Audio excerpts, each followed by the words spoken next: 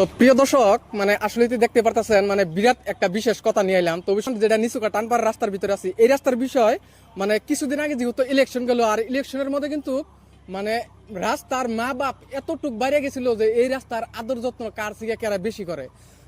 আমগো এই রাস্তাটার ভিতরে এই দুই সাইডের এটা কিন্তু মানে একটা মানে কালভার্ট চুঙ্গি। তো এই জায়গাটার ভিতরে দুই জায়গাটার ভিতরে মানে এই জায়গাটার ভিতরে দেখেন মানে কি পরিমাণ করে বাংছে আসলে কাটার দিয়ে কিন্তু মানে যদি আমরা আহা চলাফেরা করি তো আমাকে কিন্তু সমস্যা আসলে তো হবো না, কারণ আমরা সবসময় এই জায়গাতে আইতাছি গেতাছি আবারতাছি।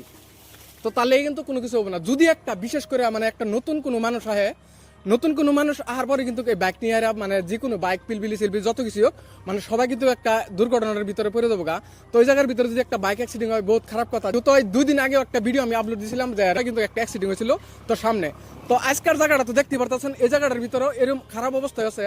যদি কিছু একটু করা যায় একটু সমাধান করার চেষ্টা করবেন। আর যদি তা না হয় কালভার্ট যদি করার সমাধান যদি না হয় তাহলে এই কালভার্টটা ডাইরেক্ট বন্ধ করে দিলে হলো মাটি দিয়ে হেরা ডাইরেক্ট বিলকুল বন্ধ করে দিলে কিন্তু কারো কোনো ক্ষতি হবো না। তা না হলে কিন্তু এই রাস্তা দিয়ে কিন্তু অ্যাক্সিডেন্ট মানে 100% আজ না হয় কাল গ্যারান্টি হবো।